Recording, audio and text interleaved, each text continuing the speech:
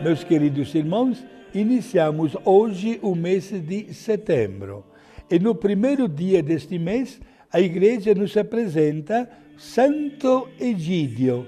Temos que ir com o nosso pensamento no país da Grécia, onde ele nasceu lá pelo ano 650 após de Cristo, e onde ele manifestou, ainda jovem, um grande desejo de identificar-se com a pessoa de Jesus quanto ao, digamos, ao conhecimento não só cultural, mas espiritual com Deus.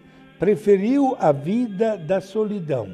Viajou em vários países, seja no norte da África, e terminou a sua vida na Espanha, onde fundou também um grande mosteiro que até hoje existe e que leva o seu santo nome, né? Nome de Santo Egídio.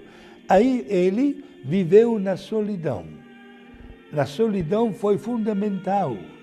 Nunca recebia tantas visitas de pessoas, mas na contraposição ele recebia muita contemplação divina. Penetrava nos mistérios de Deus, não lhe faltou a capacidade de deixar numerosos documentos escritos a respeito da vida eremítica e das grandes vantagens do silêncio na vida humana. Meus irmãos, olha, estamos ainda nos primeiros séculos da história da vida cristã e já temos esses grandes exemplos de pessoas que preferem a solidão. Até hoje, a vida contemplativa encontra na postura humana um consentimento muito positivo.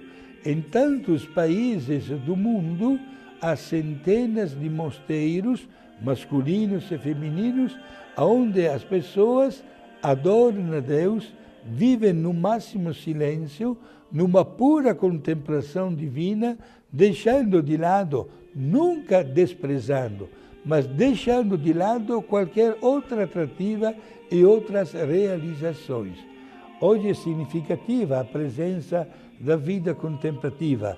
É bom saber que também dentro do Vaticano, o saudoso, grande e hoje santo, o Papa João Paulo II, fez questão que houvesse uma casa de religiosas de vida 100% contemplativa. E a cada 5 anos, estas religiosas se revezam com a religiosa de outras congregações.